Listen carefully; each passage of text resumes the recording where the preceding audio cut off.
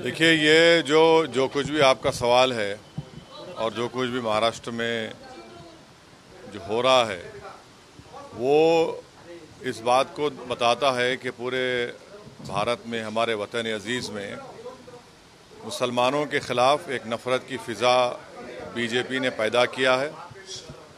और दूसरा ये है कि जितने अपने आप को जो सेकुलर पार्टियां कहती हैं, उनमें और बीजेपी में ये कंपटीशन हो रहा है कि सबसे ज़्यादा हिंदुत्व की आइडियोलॉजी पर कौन चलने वाला है। तो इसीलिए हम ये देख रहे हैं कि आए दिन जो इस तरह के अनाप शनाप और संविधान के ख़िलाफ़ जो बातें की जा रही हैं, ये उसी का नतीजा है कि एक मुकाबला हो रहा है और उसका खमियाजा जो है भारत के मुसलमानों को भुगतना पड़ रहा है।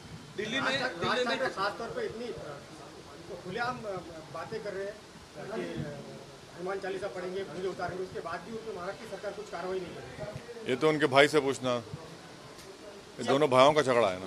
जहांगीरपुरा में बुलडोजर चलवाया गया, जिस तरीके से वहाँ पे हालात है, उस बारे में क्या कहना? नहीं, सिर्फ जहांगीरपुरा में नहीं चलाया गया ना, सेंधवा में 13 मुसलमानों घरों को तोड़ दिया गया, खरगोन में 22 घर और छोटे छोटे झोपड़ियों को तोड़ दिया गया। तो ये बीजेपी की तरफ से मुसलमानों को एक कलेक्टिव पनिशमेंट दिया जा रहा है, इज्तिमाई सज़ा दी जा रही है। और बीजेपी खुद ये तय कर रही है कि वो खुद जज बन चुकी है और जूरी बन चुकी है, तो अब हमारे को देश में अदालत की ज़रूरत ही नहीं पड़ेगी।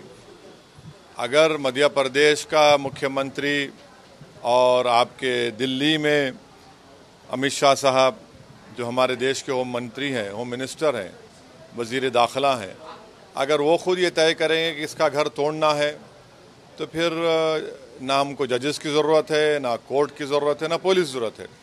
मगर ये एक कलेक्टिव पनिशमेंट भारत के मुसलमानों को बीजेपी दे रही है और एक अदालत से इंसाफ नहीं करा सकती, बल्कि बुलडोज़र से वो अदालत को, कानून को तोड़ना चाह रहे हैं। सब नांदेड़ के अंदर पहले 11 सीट आई हुई थी, राज सिंह और धुले औरंगाबाद पुणे में मनसे की काफी पकड़ है, तो मराठवाड़े में भी राज ठाकरे क्या वोट बैंक को लेकर ये चलाया जा रहा है? मेरे को क्यों पूछ रहे? समान नागरिक के बारे में अभी फिलहाल चर्चा चल रही है। समान नागरिक अधिकार के बारे में आप क्या कहना क्या क्या बारे में? राज ठाकरे जो है, उन्होंने एक मांग की है कि पूरे धर्म के लिए समान कानून पूरे देश में अमल किया जाए। केंद्र सरकार लाने का चल रहा है समान नागरिक कायदा। अब किसी को उसका डेफिनेशन मालूम क्या होता है? वो कैसे करेंगे? क्या होगा? सतपति का क्या होगा? कन्यादान का क्या होगा? क्या दया भागा स्कूल ऑफ थॉट रहेगा या मिताक्षरा स्कूल ऑफ थॉट रहेगा? और फिर भारत के संविधान में पार्ट 4 जो डायरेक्टिव प्रिंसिपल है, उसमें ये भी लिखा गया कि पूरे देश में शराब पर पाबंदी आयद होनी चाहिए। करो ना, तो हम क्यों नहीं करते? इसलिए नहीं करते क्योंकि 6 बजते की टुन हो जाते। तो शराब पे पाबंदी लगाओ, डायरेक्टिव प्रिंसिपल का हिस्सा है। आर्टिकल 47 पढ़ लो आप, वही डायरेक्टिव प्रिंसिपल लिखा है कि भारत में सब लोगों को कोशिश करनी चाहिए कि सबको उनका इनकम बराबर हो। भारत की 90% दौलत जो है 15-20 पूंजीपतियों के पास है। उसी डायरेक्टिव प्रिंसिपल में लिखा गया 38 AE में कि जितना नेचुरल रिसोर्सेस है वो सबको मिलना चाहिए।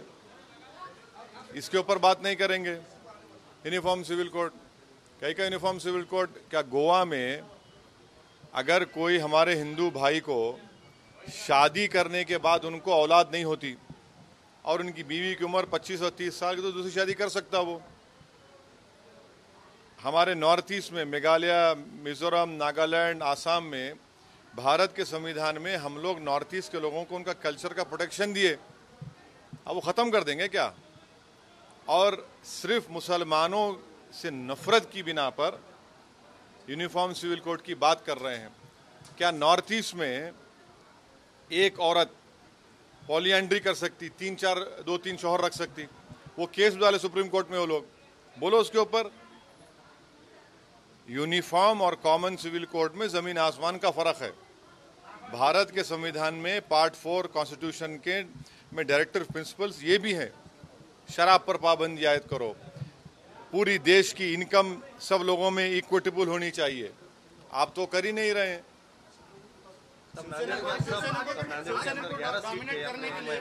उसके बाद बैकफुट पे आ गए एमआईएम, ऐसा बताया गया। अशोक चौहान का ऐसा बोलना है कि हमारी लड़ाई एमआईएम से नहीं, वो खत्म हो गई। तो ऐसा लगता है आने वाले दिनों में सैयद मोइन आने के बाद वापस वो सीट आएंगे या ज्यादा आएंगे? महापालिका जो निवडणूक है अभी आगे, अभी कहीं को फिक्र करता अशोक चौहान, फिर आज उनको बोलना है फिक्र मत करो, उनको मालूम हो जाएगा।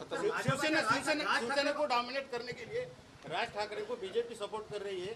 अभी चुनाव में राज ठाकरे के साथ युति का बीजेपी का चल रहा है, क्या शिवसेना को इसका फायदा होगा या राज ठाकरे को आगे करके मेरे को नहीं राज ठाकरे को आगे करके बीजेपी अपना एजेंडा देश भर में चला रही है, ऐसा आपको लगता है? नहीं, मैं तो ये कह रहा हूँ ना कि जितने पॉलिटिकल पार्टीज है वो सब बीजेपी से कंपटीशन कर रहे हैं, सिवाय हमारे तेलंगाना के टीआरएस को छोड़ के, कि सबसे बड़ा हिंदुत्व की आइडियोलॉजी पर कौन चल रहा है। इसीलिए उसमें कांग्रेस भी है। क्या कांग्रेस का दूध की धुली हुई है? क्या दिल्ली का मुख्यमंत्री वो दूध का धुला हुआ है? तो यही कंपटीशन चल रहा है। जहां पर मुसलमान के जुल्म के ऊपर बात आती है, उनके घरों को तोड़ने की बात आती है, उनके कारोबार को जलाने की बात आती है, उनके बच्चों को, नौजवानों को भेजा जेल में डाल दिया, तो कोई मुंह नहीं खोलता, सब खामोश बैठे हुए हैं। जिस तरह का महाराष्ट्र में और देश में चल रहा है, राज ठाकरे अभी हिंदुत्व का मुद्दा लेके आज सभा चालू है, उस तरीके से आप एमआईएम की सभा औरंगाबाद में होने वाली है क्या? सबसे पहली बात तो यह है कि मैं नफरत की राजनीति नहीं करता हूं, और जब कभी भी हम लोग डिसाइड करेंगे, हम लोग यकीनन सभा करेंगे, ना सिर्फ औरंगाबाद बल्कि नांदेड़ में करेंगे, परली में करेंगे, लातूर में करेंगे, मालेगांव में करेंगे, धुलिया में करेंगे, मुख्तलिफ मुकामात पे करेंगे। क्या उसमें क्यों करने? महापालिका के चुनाव है बम्बई से, हाँ करें, चलिए।